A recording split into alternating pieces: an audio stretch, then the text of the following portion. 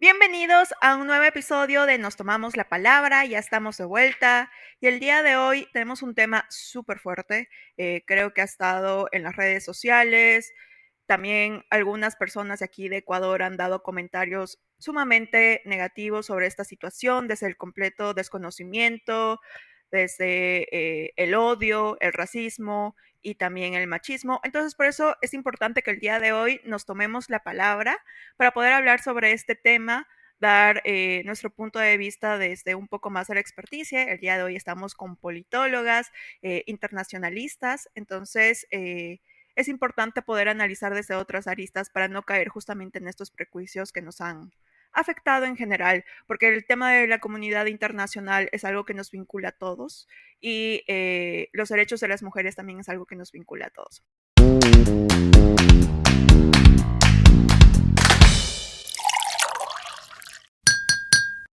Entonces, justamente el día de hoy para hablar sobre el tema de Afganistán, estoy con Valentina Alvarado y con Mónica Orellana. Hola, chicas. Qué tal Michi? ¿Qué tal Mónica? Bienvenidas a un nuevo episodio más de Nos Tomamos la Palabra. Es bueno regresar, es bueno verles las caras y también poder hablar de este tema que es sumamente importante, no solo por la coyuntura internacional y por lo que se está hablando a nivel local, pero es necesario poder entenderlo desde toda la situación, desde sus antecedentes históricos, desde lo que se ha vivido y de lo poco que se conoce realmente de qué sucede en Afganistán, porque muchas veces nos quedamos con las imágenes actuales o nos quedamos con lo que de repente escuchamos o no en las noticias, pero a veces es necesario hacer un análisis un poco más profundo para intentar llegar a un alcance mucho más completo hacia esta situación, ¿no? Y pues bueno, también aquí contar con la compañía de Mónica también es fundamental para también compartir perspectivas, ¿no? Porque es un tema tan complejo que necesita justamente diferentes miradas. Así que Mónica, bienvenida. Muchísimas gracias por la invitación a este programa. Realmente las felicito porque es importante comunicar estos temas que nos conciernen a nosotros como humanidad, sociedad y realmente somos parte de un mundo que todas las acciones repercuten en lo que repasa en un lado, también tiene consecuencias en nuestros países. Así que me parece increíble que vamos a establecer un diálogo para tratar de conversar sobre este tema que sí es complejo, tiene un antecedente histórico bastante largo, pero bueno, como ustedes digan. Correcto, pero bueno, antes de entrar en el tema de discusión, creo que hay una aclaración básica que hay que entender un poquito sobre el mundo árabe en general. Es que la mayoría de Medio Oriente practica la religión del Islam, creen en Alá, la mayoría son musulmanes, y hay dos corrientes principales, ¿verdad? Que son los chiitas y los sunitas. Los chiitas, la diferencia entre los dos grupos no es un tema tanto religioso, sino un tema político, sobre quién está llamado a liderar. Entonces, en este sentido, los chiitas justamente son personas que creen que los que deben de liderar son descendientes directos de Mohammed, mientras que los sunitas creen que no importa tanto que haya esta relación sanguínea, sino que sean unas personas que sigan al pie de la letra las enseñanzas de Mohammed y lo que dice el Corán, ¿verdad?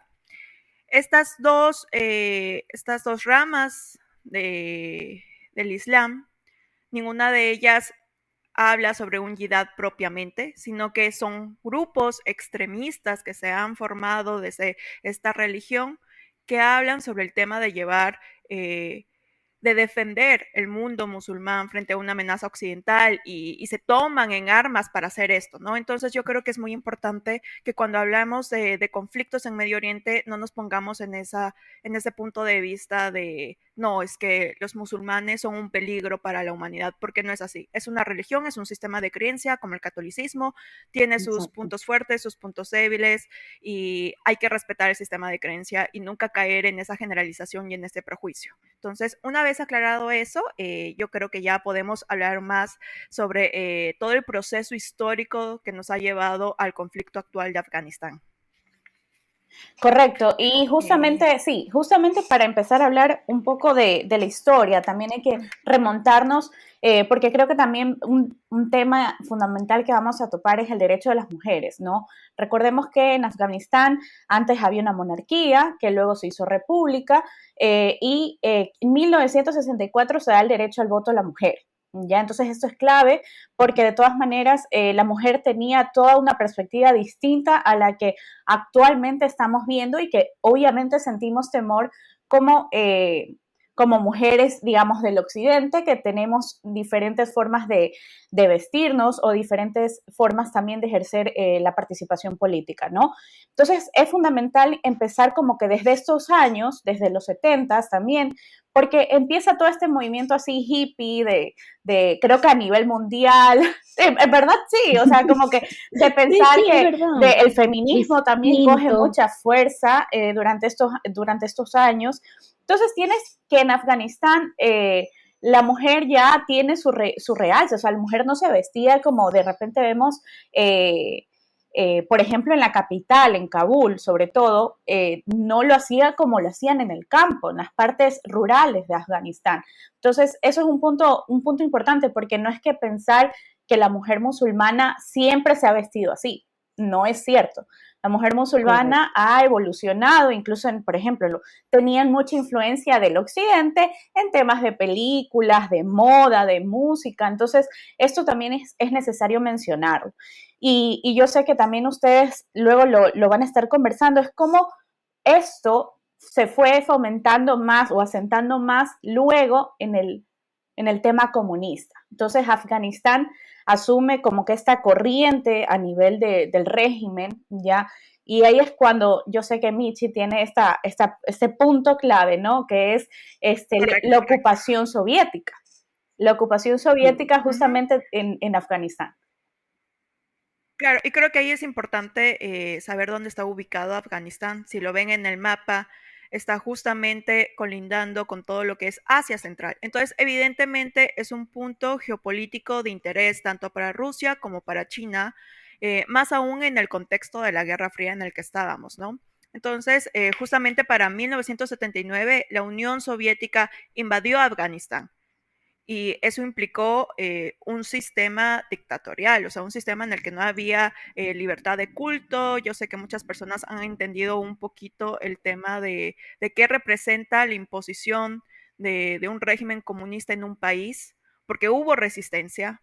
De hecho, el surgimiento de los mujahidines, que son estas guerrillas que se formaron fundamentalistas, viene ante la presencia de la Unión Soviética en Afganistán, la resistencia que hubo, porque hubieron leyes muy severas, o sea, tampoco es que los talibanes son los únicos malos en el cuento, no, lamentablemente el pueblo Ujú. afgano estuvo bajo presiones por diferentes autoridades que tuvieron, bajo un gobierno comunista, no la pasaron bien, también hubo violación de derechos y de integridad de los ciudadanos, y de cierta manera parte de la población veía a estos mujahidines como una solución, ¿no? Para lo que estaban viviendo con el partido, con la Unión Soviética en general. En el contexto internacional, evidentemente, había esta guerra de poderes entre el bando de Estados Unidos con el bando de la URSS sobre el Ujú. control geopolítico internacional. Entonces, cuando se daba este tipo de invasiones, Estados Unidos lo que buscaba era aliados que ayuden a derrocar el poder soviético. Y esto fue el caso de los mujahidines. Entonces, sí, en un inicio, Estados Unidos apoyó a este tipo de guerrillas. Estados Unidos junto con Pakistán y Arabia Saudita, por intereses geopolíticos, de territorio, fueron los principales que apoyaron porque eran la oposición al gobierno soviético que no lo querían tener en control. Entonces, no fue un momento de paz para la población mientras estaban bajo esta invasión. Habían constantes enfrentamientos, no hubo un poder absoluto del gobierno comunista, por así decirlo. Y a nivel internacional, cada vez la URSS iba perdiendo su poder, ¿verdad? Cada vez iba perdiendo más en la Guerra Fría, estaba teniendo sus problemas económicos, estaba comenzando a separar los diferentes estados dentro de la URSS y al punto en el que ya no era viable seguir sosteniéndose internacionalmente, porque internamente ya estaba colapsando su economía, estaba colapsando, tenía diferentes protestas, etcétera. Entonces, por eso, para 1988, la URSS dice, ¿sabes qué? Me voy a retirar de aquí.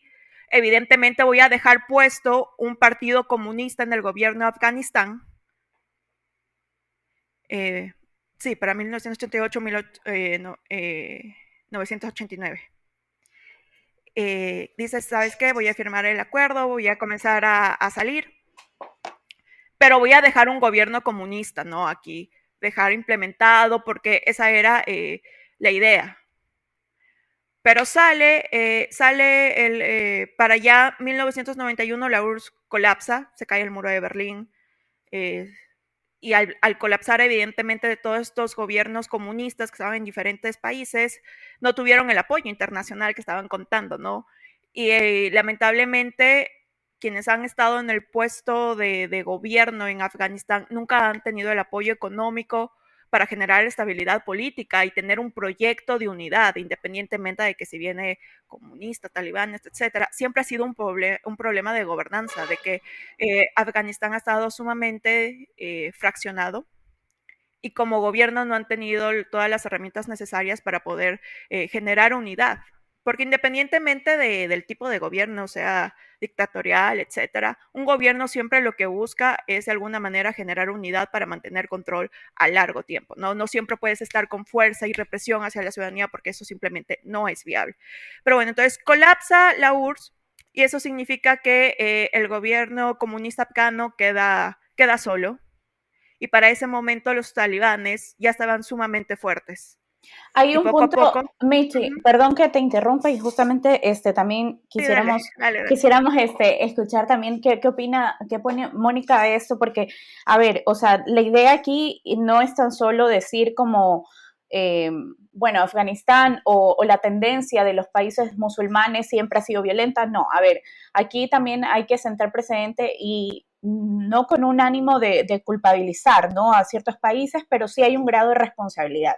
Y en este sentido, como lo mencionaba Michi, cuando está la presencia del Partido Comunista y está la ocupación de los soviéticos, Estados Unidos de algún modo u otro influencia, financia al grupo de la resistencia de los comunistas, que justamente era el grupo que tenía más arraigado su religión. ¿Por qué? Porque era el grupo al cual habían de cierto modo sentenciado, habían tenido presos políticos, desapariciones durante el gobierno comunista por de repente, no sé, ser docente, profesor de religión o expresar sus Expresar manifestaciones su religiosas. creencia. Exacto. Entonces, Estados Unidos lo que hace es intentar financiar a la resistencia para que salga este gobierno comunista. Entonces, allí el interés de Estados Unidos no es un interés de, no, la democracia, vamos a proteger al pueblo afgano por toda la situación que está sucediendo. No, realmente la postura de Estados Unidos en ese entonces es su guerra contra el comunismo. No quería que sea expandible, o sea, expandible y pues también obviamente su enemigo en ese momento era la URSS, no era Afganistán como tal, y tampoco preveía que este fortalecimiento a la resistencia luego se iba a trasladar en formar como tal a los talibanes. Mónica, no sé qué opinas de esto. Que estoy Tranqui. completamente de acuerdo con lo que ustedes mencionan, tanto Valentina como Michelle, y es súper importante que acotar esta pequeña cosa, que en 1978 hubo una pequeña guerra interna, estilo comunista, entonces hubo, por si acaso, la petición fue de la República Democrática de Afganistán, que en ese entonces se conocía así, ellos le piden a la URSS que invada, porque a veces nos podemos confundir y creemos que invadió Rusia, aterrizaron con sus aviones de intervención militar y no, fue un pedido como de ayuda para luchar con estos muyahadines que eran considerados unos guerrilleros. Adicionalmente, Valentina, lo que tú mencionas es tal cual, no queremos echarle la culpa a qué país intervino o no para que se comiencen a crear los talibanes, se comiencen a armar en 1994. Sin embargo, es importante la misión Ciclón. Esta misión Ciclón, que fue financiada por Estados Unidos, le dieron a los guerrilleros una suma, cantidad de dinero muy alta, adicionalmente los prepararon con armas. Entonces estamos hablando que era un ejército armado por un lado de Estados Unidos y el otro que luchaba la URSS con Afganistán, se podría decir, la República Democrática de Afganistán. Claro, Entonces, y en esa lucha de poder es cuando se inicia la ola de migración de más de 50.000 afganos que se fueron para Pakistán e Irán, porque lamentablemente ese es el contexto, ¿no? La población afgana siempre ha estado en medio de estos conflictos de intereses internacionales, donde la, la presencia de países terceros, lo único que ha hecho es agudizar el sentimiento de nacionalismo de estos grupos, ¿no? Y de la necesidad de pensar de que, ¿sabes que Occidente sí representa una amenaza?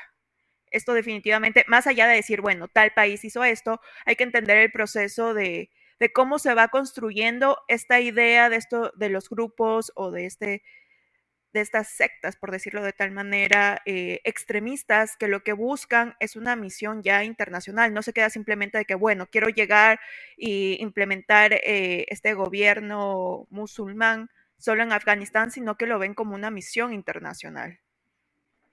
Y ahí es importante lo que tú mencionas, y es justamente todo el éxodo que se da hacia los países vecinos, ¿no? Como es el caso de Pakistán, y cómo en estos espacios, ¿no? Estas especies de campos de refugiados, por decirlo de algún modo, empieza el adoctrinamiento porque estás hablando de que esta población sufrió la pérdida de sus familiares a causa de la guerra. Entonces, estabas buscando como que un enemigo en común, ya era buscar ese enemigo en común que tú decías que te quita, digamos, la religión y entonces se forma el islamismo radical como tal, hay estos, en esta clase como que de centros de resistencia, ¿no? Entonces ahí obviamente se fortalecía, incluso se conocía que habían escuelas del Corán, o sea, en estos lugares. Entonces, también hay Exacto. que recordar, ¿no? Estamos hablando, y yo creo que por eso es tan importante también llevarlo al día de hoy, como ahora es un boom, pero es un boom porque llega a Kabul, cuando Kabul siempre ha sido, como decir, lo distante, porque de repente tienes más de 40 años de guerra en Afganistán que ha pasado de diferentes sitios, en donde la mayor afectación siempre ha sido en las zonas rurales. Pero cuando Correcto. estas conflictos o este combate ya se traslada a la capital, es cuando allí empiezan las alarmas. Entonces, yo creo que lo que tú mencionas, en algún momento, en algún punto también la población lo toma, por ejemplo, el comandante Masud, que es uno de los comandantes que en ese entonces era de los mujahadinis, como el redentor, ¿no? O sea, como decir, no, es que él nos va a librar de los comunistas, de todo esto. Entonces lo veían así como desde lejos, así todo combatiente, de repente sí, y luego pasa lo que pasó. Entonces se van los soviéticos, como lo mencionábamos en 1989, Gorbachev dice, no, regresen las tropas, y allí en cambio tienes una lucha interna de estos grupos mujahadinis. Entonces, liderados por uno y otro líder, que de repente los soldados, si tú les preguntabas, y ahí estoy en muchísimos documentales, ¿por qué luchas? No lo sé, o sea, no lo sabían, simplemente lo hacían porque su líder los guiaba a hacer esto, y porque obviamente hay un, eh, un adoctrinamiento de fondo que tú lo haces con como que es un deber sagrado, ¿no? O sea, como un poco más allá de simplemente decir que luchas por financiarte.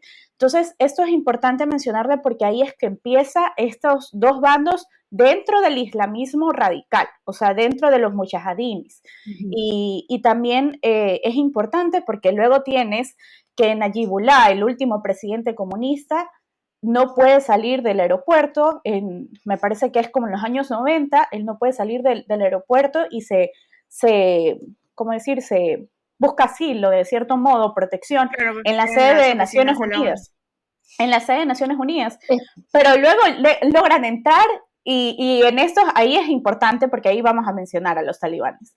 Los talibanes, mientras tanto, mientras todo esto ocurría, ellos de repente se estaban formando en Pakistán y estaban, Correcto. porque eso también es otra cuando topemos 2001, porque muchas de las personas que fueron parte del atentado no eran gente afgana, era gente que se formó en otros lados, o sea, que se formó, por ejemplo, en Pakistán, pero no lo vieron como un enemigo a Pakistán, ¿no? El tema de Estados Unidos fue en Afganistán. Entonces, de repente Claro, o sea, tienes Pakistán que, siempre ha sido uno de los principales aliados. sí, Sí, son países vecinos, comparten muchas Ajá. cosas. Es más, acuérdense, cuando topemos el 2001, ya sabremos Ujú, a dónde se encontró Osama Bin Laden, por qué se correcto. interviene. claro, claro. Pero Entonces, creo que también parte importante de justamente este momento cuando ya entra a ser una disputa de poder entre los mujahidines, es el hecho de que poco a poco los talibanes se fueron posicionando como el grupo más fuerte, no necesariamente por Correcto, de aprobación alguna manera. de los ciudadanos, sino porque a través de las armas fueron los que iban ganando, al punto de que ya lograron tomar control de no solo desde el sur de Afganistán, sino de la mayoría del territorio afgano, no completamente, porque esto hay que entender, independientemente de quién ha estado en el Ujú. poder, ninguna forma de gobierno ha logrado tener el control absoluto de Afganistán. Siempre han estado estos mini guerrillas luchando para tener cierto control del territorio apoyado por ciertos países externos, otros grupos, luego surgió ISIS, que Al-Qaeda, y todos ellos de alguna manera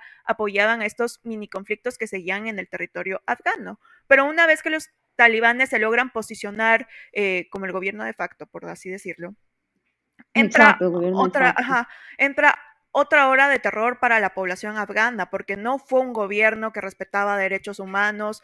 Evidentemente, las mujeres fue una condición infrahumana, sin derecho a la educación, completamente cubiertas, no podían tener ni siquiera su fotografía dentro de sus hogares, sin educación, había ejecuciones, golpizas públicas, amputaciones para las mujeres. O sea, fue un gobierno sumamente brutal, no solo para las mujeres, sino para también los hombres. No había derechos humanos como tal. Lo que se conoce dentro de cuando analizamos el tema de Afganistán, los talibanes 1.0, fue un gobierno sumamente brutal, que la Claro, y población afgana dijo Represivo. no, ajá, o sea que la población afgana dijo, ¿sabes qué? Yo pensé que con la URSS estábamos mal, pero no, no, No, no, claro, claro, sí, estábamos mejor, casi que con ellos sí, porque los controlaban. Imagínate que los gobiernan de esa forma tan fea desde 1996 hasta el 2001 y que, o sea, es lamentable porque si nos vamos a la historia, o sea, al pasado, como lo estamos conversando, que me parece bien, y vamos a tocar los temas de la actualidad, es demasiado, da tristeza saber que es un país que no solo ha tenido guerras civiles, ha tenido enfrentamientos, ha sido gobernado por los talibanes, se toman Kabul, se va el presidente, es como que la historia se repite y dices, ¿qué pasó? O sea, los 20 años sirvieron, no sirvieron, los derechos vamos a retroceder, vamos a volver. Pero, Michelle, lo que tú mencionas es súper importante. Cuando ellos dijeron, hay personas que dicen estábamos mejor con la URSS que con los talibanes. En la información actual que podemos encontrar, hay mucha gente de los afganos en Kabul o en otras partes que están muy felices que ya estén los talibanes en el poder. Entonces, hay un cierto grupo, como todos sabemos en esta vida, hay el que está a favor, en contra, la imparcialidad, y siempre hay que hacer un análisis de que no todos van a estar a favor o en contra. Entonces, hay muchas ya entrevistas que se le dice a las personas, dicen, sí, ellos nos van a liberar, vamos, las cosas van a funcionar. También son 20 años de que la pobreza, los refugiados, o sea, las migraciones internas, tantos conflictos que igual han visto y dicen, estamos aquí con Estados Unidos, con los aliados y seguimos en una situación y se culpa a un gobierno también que ha sido corrupto.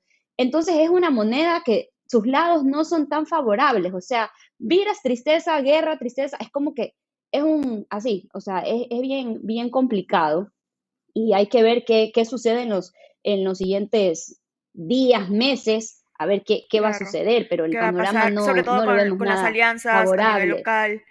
Pero para entender cómo llegó Estados Unidos a Afganistán, ¿no? Entonces, tenemos a los talibanes Buen ahí, punto. teníamos a los talibanes ya en Afganistán y todavía Estados Unidos no lo tenía tan en sintonía Afganistán, estaba muy ocupado con otros territorios en Medio Oriente, no lo tenían tan en son, hasta que sucede el atentado terrorista de las Torres Gemelas, ¿no? Y ubica el Pentágono y se fue Al Qaeda y le dicen, ¿sabes qué? Al Qaeda está en Afganistán supuestamente. O sea, ese es el informe. La Casa Blanca dio ese informe de que Al Qaeda está en Afganistán, no nos lo quieren entregar. Entonces es necesario, por un tema de soberanía, de seguridad nacional, tener presencia militar en Afganistán e inicia la operación Enduring Freedom, que es justamente ingresar allá para poder ubicar al famoso Bin Laden y poder generar esta seguridad, pero nuevamente vemos que Al Qaeda y sobre todo Bin Laden no estaba dentro del territorio afgano. A lo largo de los años vemos que no está, pero una vez que ya llega, comienza a combatir, comienza a tomar fuerza nuevamente, como Mónica lo dice, no es que un Estado internacional simplemente va solo, así estilo conquista como cuando no había delimitado los territorios antes entre los imperios. No, no están así. Efectivamente, hay parte de la población que ya los aceptaba. Hay que entender que nunca estuvo solo Afganistán, siempre estuvo de alguna manera las pequeñas sectas de oposición, grupos de oposición, guerrillas, siempre estuvieron apoyados por un país tercero, sea Pakistán, sea Estados Unidos. Entonces, es a través de ellos que estos países comienzan a ingresar al territorio afgano. Entonces, así es como Estados Unidos dice, ¿sabes qué? Es necesario por el tema de seguridad nacional que nos atentó, bla, bla, bla, ir a Afganistán y controlar la situación. Y así es como ingresan, tienen un intento de construcción de nación, de generar la democracia, que tengan su propio proceso democrático, su constitución, su gobierno, que evidentemente es lo que se le llama gobierno satélite, que no gobierna por sí solo, sino en concordancia con los intereses de Estados Unidos. Claro, pero ahí también hay que precisar que, bueno, la intervención de Estados Unidos en Afganistán era para buscar o derrocar cualquier campo de entrenamiento de Al-Qaeda y al principio el pueblo afgano estaba feliz, o sea, no feliz de decir, pues bueno, pero de cierto modo estabas eliminando cierta parte de lo que había ocasionado mucha violencia exclusivamente también, como le hemos mencionado, hacia las mujeres. ¿Por qué? Porque ellos fomentaban el fundamentalismo islámico y también recordemos pues de dónde viene la palabra talibán, es estudiante del Islam, lo que significa. Entonces era esta forma de que, bueno, las mujeres ya se sintieron un poco más libres de poder quitarse el burka, de poder hacer otras cosas y ahí es cuando mencionas, ¿no? Michi, es la intervención de la OTAN como tal, no solo Estados Unidos, sino la OTAN como tal busca esta reconstrucción o transición democrática, ¿no? Entonces, en 2003 tienes una constitución, se crea incluso después un Ministerio de Asuntos de la Mujer, liderado por una mujer. Entonces, hay todo este proceso de reconstrucción que en cierto modo le dio como luz verde a que puedan mejorar ciertas cosas. ¿Qué pasa? Allí, durante todos esos años de transición, durante todos esos años... De construcción de nación, más que todo. Sí, de construcción de nación y que, bueno, veíamos que se estaban un poco a mayor desarrollo. Este mayor desarrollo también conllevó a corrupción y desigualdad, en donde los ricos se volvían más ricos y los pobres mucho más pobres. Entonces, también esta situación de corrupción fomentó a que se ha visto como nosotros nos estamos quedando sin nada y de repente si tenías a una, no sé, como una célula terrorista que te decía, porque ahí empezó también lo de los coches bombas y toda esta metodología terrorista, te voy a dar tanto si pones esto acá, o sea, la desigualdad también es un punto importante de ver cómo el hecho de que yo sigo sin tener nada de recursos, me llevaba a hacer otro tipo de actividades, me llevaba de repente a aceptar hacer, no sé, una especie de bomba o de coche bomba, incluso en sus momentos le repartían a los niños especies de juguetes y no sabían que eran minas. Entonces, esto es fundamental también porque esta visión digamos, de lejanía o de lo que se veía, dio paso también hacia la corrupción. Y es a lo que el día de hoy los talibanes, en cambio, dicen, nosotros no queremos esto, nosotros vamos a respetar a las mujeres, nosotros queremos tal cosa, y es como vemos a los talibanes, ahí es como Michi dijo, el 1.0 con el 2.0 actual, porque definitivamente ellos se muestran distintos al episodio pasado. Pero ahí es necesario ver qué tanto creemos de eso, o sea, qué tanto confiable es. De acuerdo con lo que dices, Valentina, eso es un doble discurso, porque por un lado, el portavoz de los talibanes, que ya se le vio la cara hace algunos días, dice que ellos quieren tanto la paz interna como la paz externa. Dicen que las mujeres van a poder seguir yendo a la escuela, en teoría, cuando para ya hay poder universidades estudiar, poder tomadas. trabajar en los lugares públicos. Exacto, cuando ya hay mujeres que las han regresado de los trabajos, váyase a su casa. Cuando dijeron que no iban a tomar represalias contra las personas que apoyaron al gobierno de Estados Unidos o activistas, etcétera, ya hay el familiar de un periodista de Deutsche Welle asesinado en Afganistán. Entonces, las Sí, que no personas va a que haber quieren tratar de represalias. salir, los También ya sabemos que hay afganos. matanza a ciertos grupos étnicos que también eran una oposición a la ideología tan extrema que tienen los talibanes. Entonces, sinceramente, el discurso que se está teniendo su portavoz es el de, ok, necesito el reconocimiento internacional, voy a mostrarme evidentemente que soy un gobierno mucho más progresista, que busca el Estado de Derecho, que ya no soy como el anterior, que debo de ser legítimo. ¿Perdón? No, ok, bueno, Estaba en mute. sí, Pero no, sí, sí, de ok. acuerdo con lo que dices, o sea, hay que Ajá, ver qué mismo va a pasar. Y aparte, obviamente aquí viene la ola de refugiados, que ya lo vamos ajá, a topar, y sí, Valentina maneja sí, muy bien entiendo. ese tema. Y aparte lo que últimamente sabemos es que los que quieren tratar de salir de la No pueden ni frontera le llegar al dicen que si no aeropuerto. tienen los papeles al día, no pueden, o sea, Y no, ya ni no siquiera hay. es un tema Entonces, de es como una papeles. mentira que estamos Ajá, y ni siquiera viviendo. es un tema de papeles, sino de llegar hasta allá y de llegar hasta el aeropuerto de Kabul. Y esto, sinceramente, lo que te hace reflexionar es sobre el fracaso de la política exterior de Estados Unidos. O sea, Afganistán no es su primer fracaso de construcción de nación, de democratización, donde en realidad la presencia estadounidense y armamentos no ha logrado en todo su tiempo que estuvo, por ejemplo, aquí en Afganistán más de 20 años, y no lograron diluir completamente a los talibanes. Está diciendo que en 20 años de estar ahí apoyando, dando fuerzas, controlando, ni siquiera pudiste planificar bien tu salida. Porque esto genera un sentimiento de abandono. O sea, estuve 20 años apoyando a Estados Correcto. Unidos en tu misión, creí en tu supuesta democratización de mi país, de los derechos, de la humanidad, etcétera.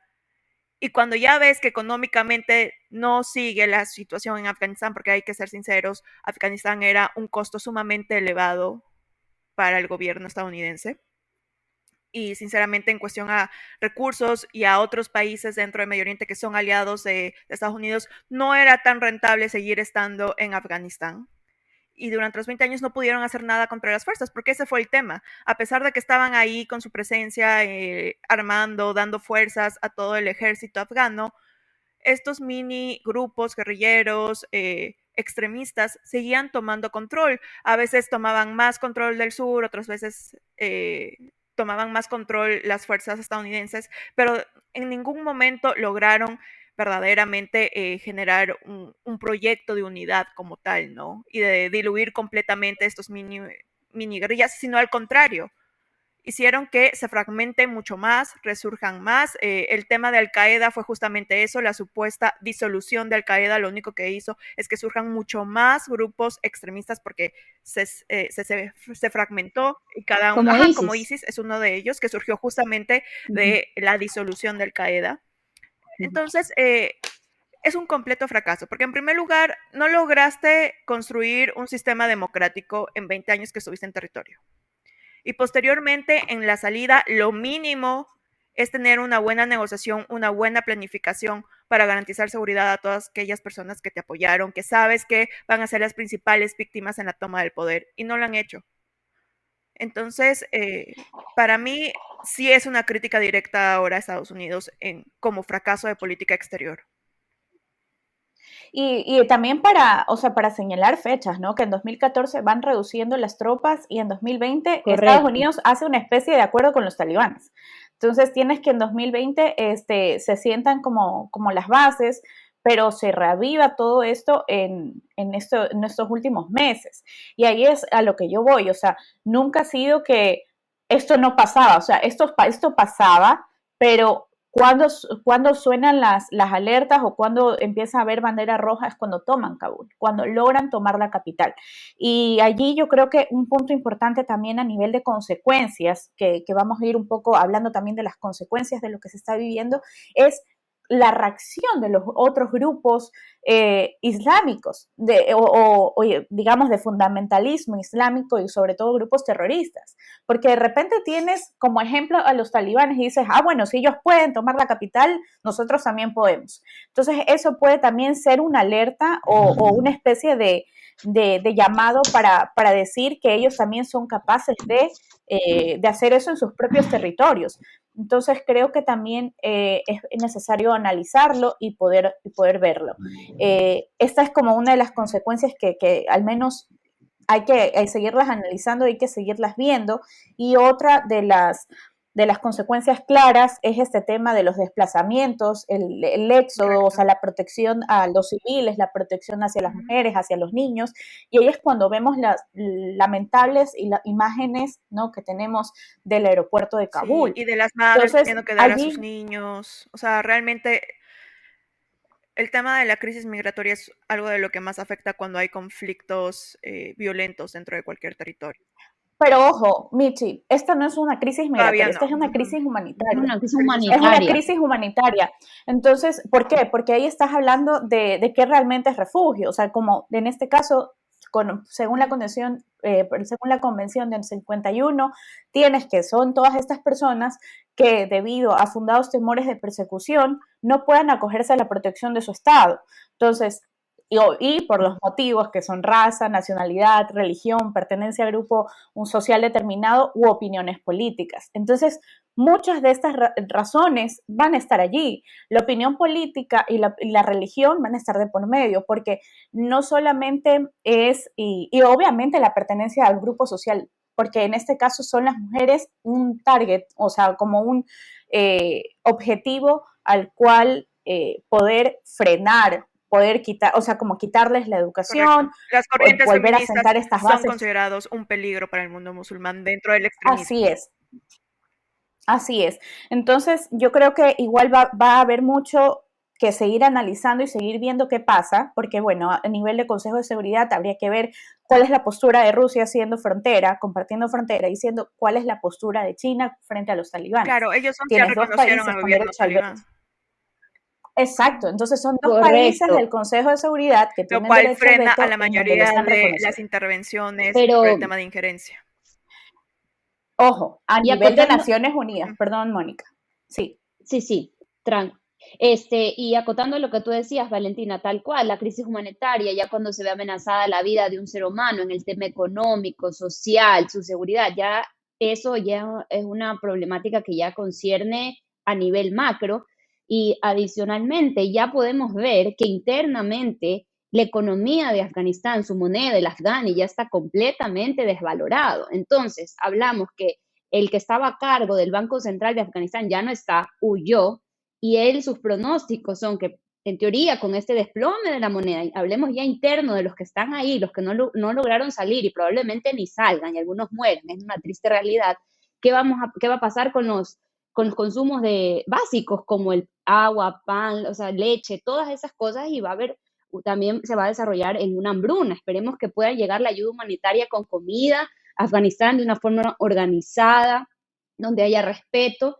O sea, es un tema que sí, hay que irlo analizando poco a poco, pero tal cual, Rusia y China, como mencionan, como potencias que tienen una importancia a nivel mundial, China en julio ya firmó Ellos ya lo veían ya venir, o firmó que sea, ellos ya, tiene ya. al menos Rusia y Sí, China o desde el sea, es 2018 impresionante cómo las iniciaron con los cosas ya están. talibanes.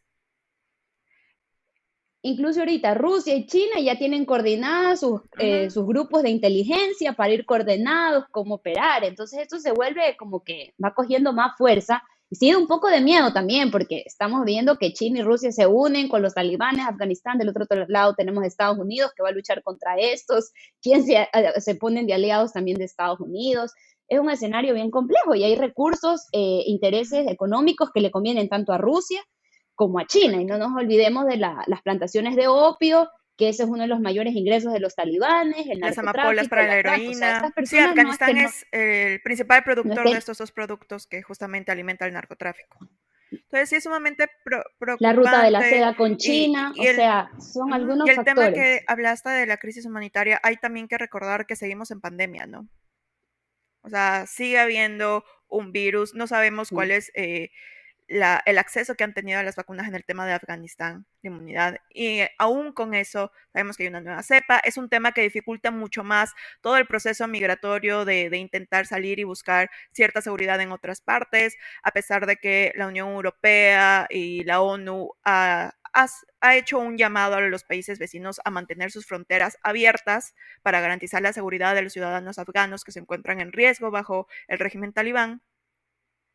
También está la seguridad nacional de, ok, estamos en pandemia, no puedo dejar entrar así, cuáles van a ser las medidas de bioseguridad dentro de los campamentos, cuál es la postura que tienen los otros países. Por ejemplo, Turquía, él ya dijo desde una vez, yo ya estoy harto de ser la bodega de refugiados de Europa. Lo dijo claramente, no quiero más. Claro, y Grecia ya Ujú. puso una valla y con dedicatoria a los Afganistán, o sea, Afganistán, a los que van a tener que salir, a los que se van a convertir en refugiados. Entonces, ese es el temor también de Europa, porque siempre, la mayoría, esa es la oportunidad que le ven de llegar y salir por medio de Turquía, de Grecia. Entonces, sabemos que estos dos países son fundamentales, tanto porque los tienen a los refugiados y también porque sus mares son el acceso directo a Europa, que es como un sueño para ellos. Entonces, es bien complicado y adicionalmente ya sabemos que países en Latinoamérica como Colombia, México, Alemania, algunos países ya están tomando la postura, yo puedo recibir a refugiados. Hay que ver cuáles son las condiciones que les van a dar, porque acordémonos que, ok, esto es ahorita, pero Siria, los sirios cómo han sufrido durante esta guerra civil que inició en el 2015. Muchos les prometieron asilos y realmente están en esas carpas que dependen de la tarjeta, de que si van a tener acceso a la comida o no. Luego, la postura que la crisis económica, hay que ver cuánto se destina a los refugiados. Son tantos temas que realmente preocupan esta nueva ola de refugiados afganos que van a llegar a distintas partes del mundo, que es la que hemos tenido como los sirios. Y me encanta que hayamos topado la historia con el antecedente para que darnos cuenta que esto no es porque vimos una noticia en Instagram, en Twitter, ok, los talibanes se tomaron Kabul. No, esto ya pasó anteriormente, volvió a pasar, es lamentable, y la situación de Siria es completamente triste, pero a veces el ser humano realmente se deja llevar por las noticias del momento y le da una semana y luego no me interesa qué está pasando en Medio Oriente. Hay gente que dice, no sé, no me importa qué pasa en África. O sea, hay tantos conflictos en el mundo, tantas cosas que pasan a diario, que realmente te deja llevar por una noticia. Y eso es tan preocupante porque realmente nosotros como seres humanos podemos poner presión para que realmente se ejecute o se tomen acciones que podamos ayudar en algo a estas poblaciones que sufren estos desplazamientos, torturas, etc. Y Moni, hay justamente un punto importante que yo creo que en estos últimos segundos que también tenemos de la transmisión es poder también hacer un llamado a la reflexión y de poder hacer como, no sé si examen de conciencia, pero mucho de lo que se ha visto en redes sociales y de la preocupación que tal vez en algunos momentos es momentánea, que por esto publico algo y ya luego no me importa, que es mucho de la tendencia que se da actualmente, pero de repente es lo que podemos ver que pasó con Siria, como tú lo dices, cuando veíamos imágenes de los niños en el mar, en las orillas, ahí era como un llamado y era como que no, hay que ver qué hacemos y no. Voy a poner un ejemplo, en Latinoamérica con el éxodo de la población venezolana. De repente sí, acepto al afgano, pero no acepto al venezolano que trabaja en la calle. Entonces, también es un llamado a la no sé, discriminación de cierto modo o esta clase de xenofobia tal vez, porque todo plan de integración local o todo plan que en este caso sería de reasentamiento, porque no es hacia el primer país de asilo que las personas irían, sino un tercer país, por ejemplo, pedir cuotas de los estados, como es Alemania, que da una cuota de, bueno, yo acepto a tanta cantidad de personas refugiadas y así sucesivamente en cada país, debe ser un plan coordinado, financiado, y hay que ver ahí de dónde salen los fondos, porque como bien lo dijo Michi, estamos viviendo una pandemia en donde los recursos están muy limitados a nivel de suplir las crisis humanitarias, las crisis que de cierto modo también hay crisis migratorias y que están siendo financiadas. Entonces, ver esto, cómo va a estar afectándose también a nuestros países, a nuestra región, a Europa. Entonces, yo creo que sí es un llamado para más allá de el sentirme triste o sentirme mal por lo que veo, es también ver qué otras opciones puedo hacer o qué otras situaciones también desde nuestro lado, o sea, realmente tenemos el poder o no de hacer algo. Entonces, yo creo que eso es fundamental para este llamado, ¿no? Que no se vuelva una situación viral porque lo vi, sino también es un llamado para la reflexión y para ver en qué realmente puedo hacer algo. Correcto, y ahí creo que es importante informarnos de qué manera podemos apoyar. Como dijo Mónica, lamentablemente la situación interna va a ser lamentable, va a ser conflictiva el tema de la economía. Es probable que haya temas de hambruna, estamos también en la pandemia, así que el tema de salud va a ser preocupante y la mayoría de la comunidad internacional se encuentra golpeada por todo el tema de COVID. Entonces es importante de alguna manera donar nuestro granito. Eh, Organizaciones como la Cruz Roja, las diferentes oficinas de la ONU, tienen bancos donde uno puede donar dinero o puede donar directamente productos no perecibles para el tema de kits higiénicos, por ejemplo, tan importante en estos tiempos, y para también seguir dando que se mantengan las líneas dentro de los campos de refugiados que también se han de construir, ¿no? Que puedan tener acceso a los diferentes productos necesarios para tener las condiciones mínimas de dignidad humana, porque lamentablemente en una situación así es sumamente Correcto, difícil. Entonces, como estaba diciendo tanto Moni como Valentina, es importante ir un poquito más allá del hashtag, ¿no? Sí, es importante dar visibilización a la así es. situación, pero también informarnos de qué manera apoyar. Y por informarnos también me refiero a no darle una primera lectura a la situación y caer en comentarios lamentables como pasó aquí en Ecuador con uno de los actores que tenemos, sino intentar entender un poquito más el proceso, porque como lo dijo Moni, no es un tema de que, bueno, de la noche a la mañana llegaron unos talibanes y se cogieron y el golpe de Estado sucedió de la nada, no. Es todo un proceso histórico, involucrados diferentes actores internacionales, con una responsabilidad compartida, como lo dijo Moni, lo que pasa en un lugar pasa en otro y lamentablemente todos estamos involucrados en la comunidad internacional. Y por lo mismo es nuestra obligación de involucrarnos más, informarnos más y ser mucho más críticos con lo que está pasando y con los comentarios que vertimos. Correcto. Mucho más críticos, mucho más empáticos, como lo mencionan, es un llamado como lo hemos, las tres estamos en la misma línea de que hay que saber lo que está sintiendo otra persona antes de caer en un comentario machista, un comentario como lo que escuchamos hace unos días en redes sociales por un actor ecuatoriano. Es preocupante. Mira, yo tuve la oportunidad de ir a un campo de refugiados sirios en Líbano. Yo quería ir, lo necesité, porque yo soy como que me gusta llegar un poco más allá. Y sí me di cuenta, o sea, lo triste es verle la cara a los niños sirios que están en un país que todavía no podían ir a la escuela, su cara de incertidumbre, todos escondiditos en una carpa. Yo llegaba con lo que pude llegar con comida, no mucha, pero llegué, pero era la emoción de ellos de que alguien los visitaba, o sea, se sentían parte de que le importó a otra persona, que no es un sirio, que no es un refugiado como yo, que no está durmiendo en mi tolda 24/7. Entonces son muchos factores que influyen en este tema de los refugiados y la verdad que sí, es algo bien complejo y algo que hay que ser humanos porque no hay que lanzarnos esos comentarios hacia las mujeres o hacia o de discriminación o la xenofobia a los venezolanos, colombianos, etcétera. Todos en algún momento, nuestros antepasados fueron refugiados en algún momento de la vida. Es mi teoría. Así que eso es por mi lado. Sí, definitivamente creo que hemos tenido la oportunidad de poder abordar el tema desde lo profundo, haciendo un análisis y también ir mencionando fechas importantes para entender lo que está sucediendo actualmente. Y bueno, o sea, no darle más realce a lamentables comentarios que hemos escuchado a nivel nacional. Da pena que sea tomada una crisis como esta para, digamos, fomentar mucho más odio y fomentar también situaciones peores en nuestro país. Pero más bien quisiéramos darles este insumo, esta transmisión, este episodio para que pueda también ser un llamado a la reflexión y aprovechando también la oportunidad de agradecerle a Mónica Orellana por haber estado el día de hoy con nosotras.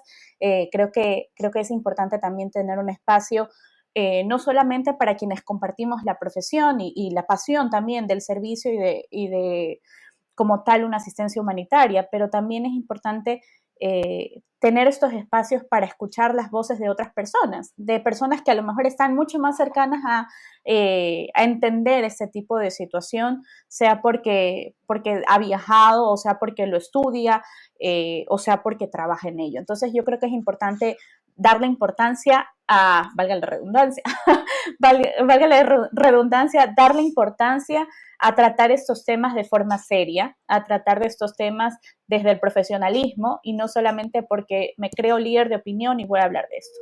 Entonces, creo que se ha intentado hacer con respeto y desde el conocimiento. Así que igual ha sido muy grato poder compartir el espacio con ustedes, Michi y Moni. Así que espero, bueno, que también en algún otro rato lo podamos hacer.